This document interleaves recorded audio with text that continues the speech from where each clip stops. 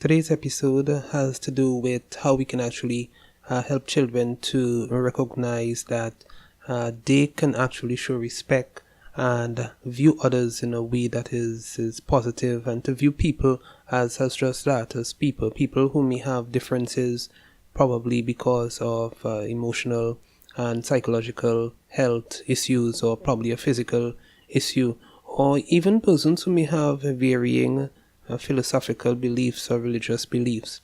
So again, welcome to our podcast for today, and we'll be looking at these issues in some details. Welcome to this podcast, Dynamic Parent and Teacher Training with educational psychologist Alec Delancey. This podcast is dedicated to promoting positive performance in children through simple behavior modification. I remember some years ago I was talking to a group of teachers, and I helped them to recognize that people are like icebergs. I remember that movie I saw, the Titanic, and that unfortunate situation where that ship hit that iceberg and sank, and so many persons lost their lives. Now, from a sad situation, I try to find something positive coming out from it. And one of the things that it helps me to reflect on is the fact that each individual, what we see on the surface, it's not necessarily all that there is. In many occasions, there are a number of underlying issues or experiences or joys or challenges that that person has to contend with. And those things lie beneath the surface. So what I think we can do is, as adults, help our children to understand that people, they have various issues or challenges, and what our children see is not necessarily all that there is.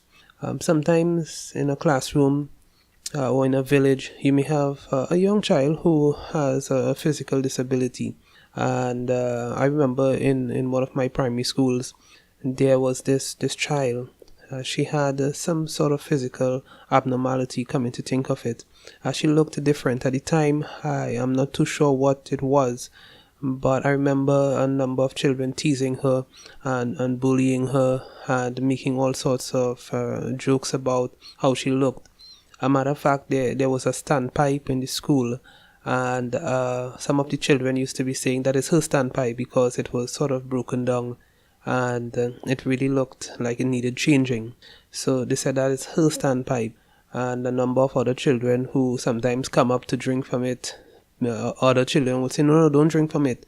That's hers. She touched it. She put her mouth there. And I remember looking at that child at the time growing up. You're a young child, probably about 6, 7. I knew that there was something wrong about it.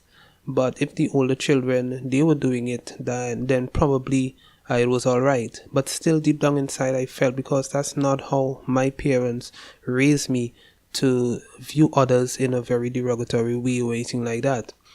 So I think about it now, and I could just imagine how that child may have been feeling. I don't know where she is right now. I don't know if she has moved on, if she was able to function after that, or if the teasing or the bullying continued. But that was not a nice situation that she had to experience. If those who were bullying her or teasing her had an opportunity to understand what was going on below the surface, and not just what was seen physically, how she looked physically deformed, but to understand that she was also a person. She had feelings, she had fears, she knew that something was different. She didn't look like us, but at the same time, she was trying to come to school, and her parents were sending her, and probably they were trying to treat her as a typical functioning individual. So she is experiencing that at home, possibly, and at school she is seeing something completely different. So that will have torn her up inside. That can affect people for many, many years to come. Sometimes there are some persons who may never truly get over that hurdle of looking at themselves and feeling disgusted or feeling ugly inside. And even engaging in behaviors that may be very negative, such as self-harming or self-injuring behaviors, or just have a negative view of themselves, not feeling that they can amount to anything. So children really need to be taught how to show respect and how to show love and how to show consideration and appreciation for others. As adults, what we can do is to constantly put this before them, help them to see that people are different. Many times when young children or even teenagers who may have this view that they are the only one in the world and they are the most precious or special person, and that is good to feel precious and special. But what is not well or not good about that is when we feel we precious and special and no one else does come up to what we think precious and special should be. Now, there's where the problem lies. So we want our children to grow understanding or believing or seeing that everyone has an opportunity to achieve, everyone has an opportunity to be a part of the human family. So in simple things, as an adult, a teacher, parent, you can help your children. So you can have them be exposed to persons who might have differences. So help them to interact with that person, help them to listen, to communicate with that individual. If in cases of younger children, let them play together.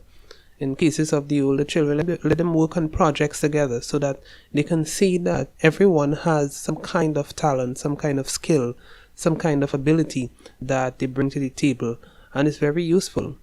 Because in many cases, if a child has a physical abnormality and is excluded from within the classroom or even in the family, is excluded, is set aside while the others interact, while the others play, while the others go out, there can be many valuable lessons that person can actually transfer to those other children, and that will be lost. And many times excellent teaching that a child who is functioning typical can learn from one who has some challenges. It's caring and love and patience and kindness. So these are some of the things that we want to help our children to develop, and their excellent qualities.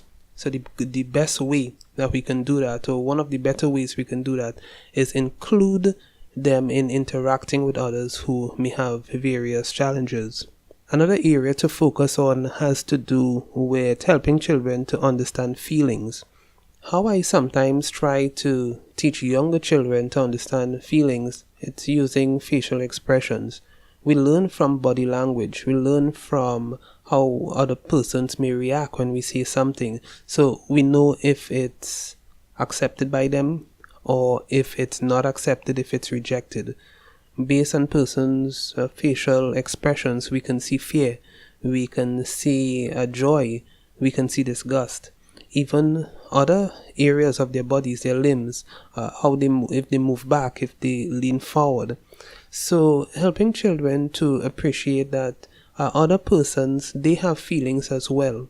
So if they can understand or start identifying these various feelings based on observation and even based on the word choices that other people may use, then they can identify that this person is either not feeling up to a discussion, maybe they're feeling a little frustrated or annoyed based on something that that child said. Once that child is able to make those connections or make those identifications, then it puts that child in a better position to now use that information, not just in that setting, but to apply it in other settings where other persons may show similar reactions to either their presence or what they said or something of the sort, so that based on the feedback that they are receiving, they can make adjustments accordingly. All of that is helping that child to recognize that it's not just what you see, face value, or just in the spur of the moment, but helping that child to make a critical look at what is presented before them, thinking about what this person said, what is under the surface, what this person said, where is it really coming from? Is it that this person is annoyed with me? Or is it that this person probably left home this morning, came to class, didn't have breakfast, probably their parents quarreled with them, probably they weren't able to complete all their chores, maybe they missed the bus. Helping children to identify specific tones or language that another child may use will help them to start recognizing that, wait a minute, this is not necessarily this person projecting on me, but it's more than just projecting on me. It's projecting what they probably have not processed or what they haven't dealt with. So it's not just this person is upset with me, but it's projecting what has gone on before onto me. So that child now can now attempt to assist, either to mediate a situation or to give a good advice, a good word, so that that individual child, or even adult, children interacting with adult, could de-escalate a situation because of understanding what may have been the possible trigger as to why this other individual has interacted the way that they have been. So as adults, as teachers, as parents, there's a lot that rests on our shoulders to help our children to understand that, one, they are not just the center of attention and it's all about them. Other individuals matter as well. And also too, that there are things that they can do in order to understand where a person is coming from, see that there's much more that meets the eye, what is under the surface of people's emotions, people's reactions, people's vocal responses. If a child can start making these identifications, then a lot of the bullying, or a lot of the physical fighting, or a lot of the emotional abuse that sometimes take place within communities, takes place within the classroom, or even within the family arrangement, family circle, these things can significantly lessen, because children who will have been making specific identifications as to what is going on with this other individual. And all of that is part and parcel of helping that child to develop a personality themselves, because their personality will now be taking the shape of one that is caring, one that is loving, one that can show fellow feeling in a situation that they themselves may not have experienced, but they are able to identify specific emotional responses, and as a result show some courtesy or show some respect for what that individual is going through. So I really want to thank you very much for listening to this podcast today. It was truly a pleasure communicating with you. I encourage you to have a listen to the other podcasts that gone before this, and continue to stay tuned so that I can give you as much content as possible, so that you can really help children as parents or teachers, and helping them to really make themselves more positive, helping them to make themselves transformed, and helping them to grow and to develop into positive and useful and individuals who can really feel a sense of worth, feel a sense of pride, feel a sense of understanding who they are, and helping others so that they too can get an understanding of themselves, an understanding of who they are, and therefore be in a position to become productive citizens themselves. So all the best and take care. Music in this podcast, Zigzag and Exit the Premises, was brought to you by Kevin MacLeod of incompetech.com.